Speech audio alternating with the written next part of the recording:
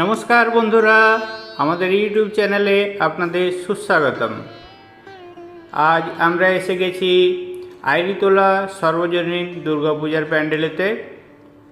চলুন আপনাদের আইরিতলা সর্বজনীন দুর্গাপূজা মণ্ডপের সমস্ত কিছু ডিটেলসে দেখাই। আমরা এখানে আইরিতলা বাগবাজার 17টি জায়গা যে রয়েছে তার ম্যাপ দেখতে পাচ্ছি। এটা মণ্ডপের সামনের দিকের অংশ। মণ্ডপের সামনের দিকের অংশটা বানানো হয়েছে প্রতিমা তৈরির জন্য ব্যবহৃত স্ট্রাকচারগুলো দিয়ে। প্রতিমা ভাসিয়ে দেওয়ার পরে গঙ্গার থেকে তুলে আনা যে স্ট্রাকচারগুলো থাকে সেই স্ট্রাকচারগুলো দিয়ে বানানো হয়েছে। ভিতরের অংশে রয়েছে গোল্ডেন লাইট। রাত্রেবেলায় আলো জ্বলে উঠলে এটি সোনালি রঙের দেখা যাবে। পুরনো দিনের দরজা এবং জানালাগুলি আমরা দেখতে পাচ্ছি।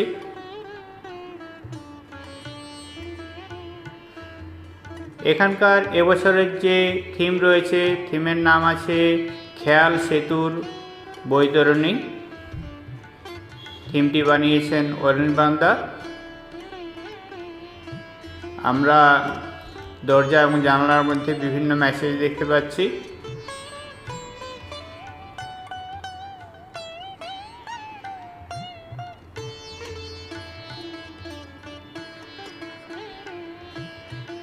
পুরনো দিনের কলকাতা কেমন ছিল সেই ফিল যদি আপনারা নিতে চান তাহলে অবশ্যই আসতে হবে এখানেতে।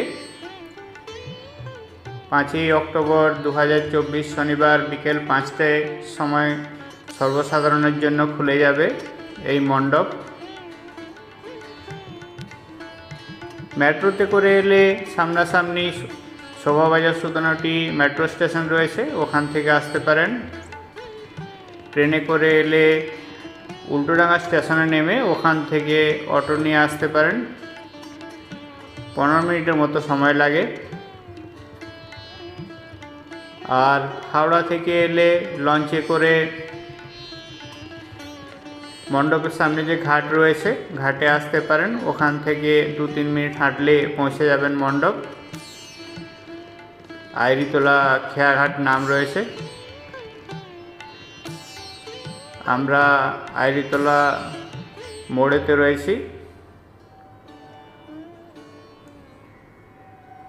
একটি সুন্দর মেসেজ দেখতে পাচ্ছি। চলুন আপনাদেরকে মণ্ডপের ভিতরে নিয়ে যাই। মণ্ডপের ডান দিক এবং বাম দিক দুটো সাইড আছে। আমরা শীতলা মন্দিরের দিক অর্থাৎ ডান দিকের যে গলি রয়েছে আইরিতলা স্পোর্টিং ক্লাবের সামনে যে গলি রয়েছে গলিতে যাব। আমরা এখানকার ম্যাপ দেখতে পাচ্ছি। নিচে একখানি টাঙা রিক্সা রয়েছে, লেটার বক্স রয়েছে। পুরনো কলকাতার ঐতিহ্যকে তুলে ধরা হয়েছে এখানে। মণ্ডপের দুপাশে যে ঘরগুলি রয়েছে ঘরগুলিকেও মণ্ডপের মধ্যে সংযুক্ত করা হয়েছে এবং সুন্দরভাবে সাজিয়ে তোলা হয়েছে পুরনো দিনের কলকাতাকে। আমরা দেখতে পাচ্ছি বিভিন্ন দোকানের যে সাইনবোর্ডগুলো থাকে সেগুলো এখানে রাখা রয়েছে। এই দোকানগুলি হয়তো এই লোকালিটিরই। টিন পাতের উপরে রং করে সুন্দরভাবে সাজানো হয়েছে এই অংশগুলি। বিভিন্ন দেব দেবী, দোকানপাট, স্থানীয় লোকজন এই সমস্ত দিয়ে সাজানো হয়েছে। আমরা দেবাদিদেব মহাদেবকে দেখতে পেলাম। হাতের কাজগুলি সত্যিই খুব সুন্দর। সামনের অংশেতে রয়েছে মাতৃ প্রতিমা। এখানে মাতৃ প্রতিমার বিসর্জনের রূপকে তুলে ধরা হয়েছে। একটি ঘরকে ডিজাইন করে সুন্দর করে সাজিয়ে তোলা হয়েছে। রাস্তার উপরে নগর সংকীর্তন চলছে। ঘরের দরজা খুলে ঘরের গৃহবধূ শাঁখ বাজিয়ে নগর সংকীর্তনকারী দলকে স্বাগত জানাচ্ছেন। এখানে আমরা মা দুর্গাকে দেখতে পাচ্ছি। পিছনে রয়েছে আরও অনেক দুর্গার লাইন প্রতিমা বিসর্জন দেওয়ার জন্য।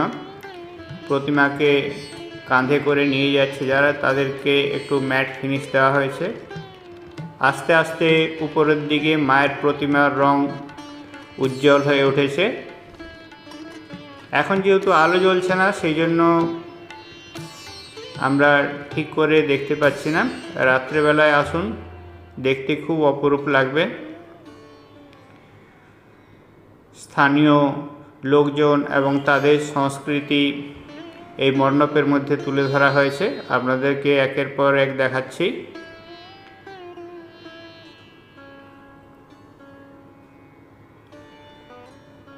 টিন পাতের উপরে রং করে সুন্দরভাবে এই সমস্ত ছবিগুলি ফুটিয়ে তোলা হয়েছে।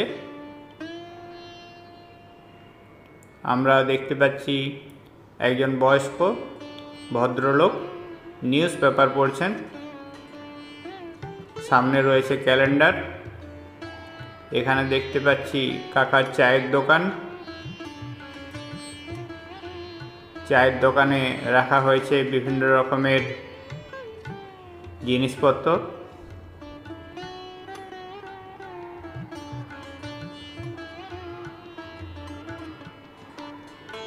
পুরনো কলকাতার আগেকার দিনের দোকানগুলি কেমন ছিল, মানুষজন কেমন ছিল, সেই জিনিসগুলোকে এখানে তুলির টানে ফুটিয়ে তোলা হয়েছে। এখানে পাশাপাশি যে বিল্ডিংগুলো রয়েছে, বিল্ডিংগুলোকে ব্যবহার করা হয়েছে এবং সুন্দর করে একটি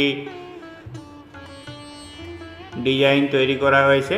দেখতে পাচ্ছি অটো রয়েছে, বাস রয়েছে, মানুষজন রয়েছে, আর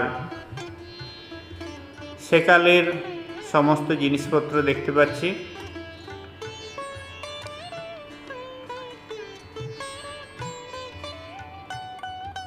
দেখতে থাকুন। রাস্তায় মানুষের ভিড় দেখতে পাচ্ছি। ছোট ছোট অটো রয়েছে, বাস রয়েছে।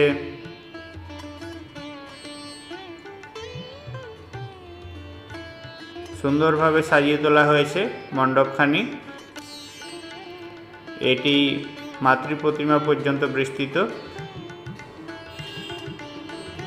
উপরে আমরা বিভিন্ন দেবদেবীর মূর্তি দেখতে পাচ্ছি। পুরনো দিনের কলকাতাতে যে যাত্রাপালাগুলি অনুষ্ঠিত হতো তার কিছু নাম আমরা দেখতে পাচ্ছি। এটি এই এলাকার সাথে সংযুক্ত। এখানকার ঘর দুয়ার, পরিবেশ, সংস্কৃতি সব ছবির মাধ্যমে তুলে ধরা হয়েছে। আপনি পুরনো কলকাতায় ফিরে যেতে চাইলে অবশ্যই আসুন আইরিতলা সার্বজনীন দুর্গাপুজোতে। আপনার ভালো লাগবে বলে আশা রাখি। পুরনো দিনের স্মৃতিচারণা করতে কে না চায়। আসুন একবার দেখে যান আইরিতলার পুজো। উত্তর কলকাতার সেরা পুজোগুলির মধ্যে আইরিতলার পুজো একটি অন্যতম পুজো।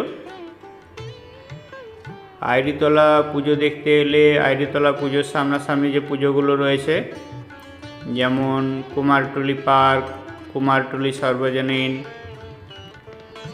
জগৎ মুখার্জি পার্ক এবং বাগবাজার সার্বজনীন ঘুরে আসতে পারেন। সব 1 থেকে 1.5 কিলোমিটারের মধ্যেই পড়ে। আমরা দেখছি স্টেশনের নিচে মাকে রাখা রয়েছে। মাকে বিসর্জনের জন্য নিয়ে যাওয়া হচ্ছে। সুন্দর করে সাজিয়ে তোলা হয়েছে সম্পূর্ণ মণ্ডপখানি। মণ্ডপের দুপাশের বিল্ডিংগুলোকেও মণ্ডপের মধ্যে অন্তর্ভুক্ত করা হয়েছে।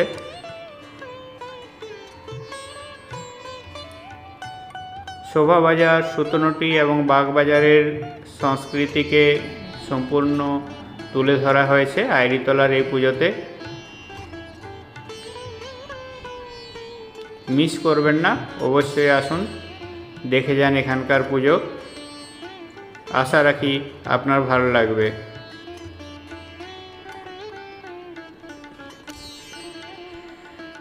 অলরেডি মানুষের আসা শুরু হয়ে গেছে, অনেকে ভিড় জমিয়েছে। ভিড় এড়াতে জলদি আসুন।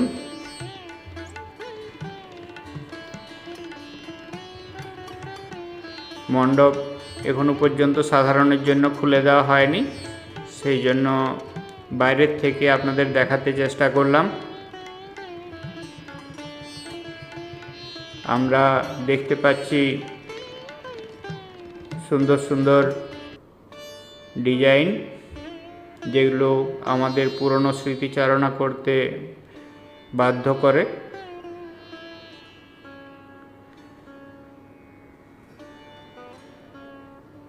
কাঠের স্ট্রাকচার দিয়েও যে এত সুন্দর জিনিস বানানো যায়, না দেখলে বিশ্বাসই করা যায় না। রাত্রে আলো জ্বলার পর গোল্ডেন কালারের এই স্ট্রাকচারগুলি একটি নতুন মাত্রা এনে দেয়। মনে হবে যেন আপনি সেকালের কলকাতায় ফিরে এসেছেন। আমরা এখন মণ্ডপটির বাম দিকের যে অংশটি রয়েছে, বাম দিকের অংশ থেকে একবার মাতৃ প্রতিমা দর্শন করব। চলুন আপনাদেরকে মন্দিরের বাম দিকে নিয়ে যাই। ডান দিকের মতো বাম দিকেতেও এখানেতে পুরনো দিনের কলকাতার ঐতিহ্য এবং সংস্কৃতিকে তুলে ধরা হয়েছে। শিল্পীদের কাজ সত্যিই খুব নিপুণ। দেখতে পাচ্ছি আঙিনায় বসে রয়েছেন এক ভদ্রমহিলা।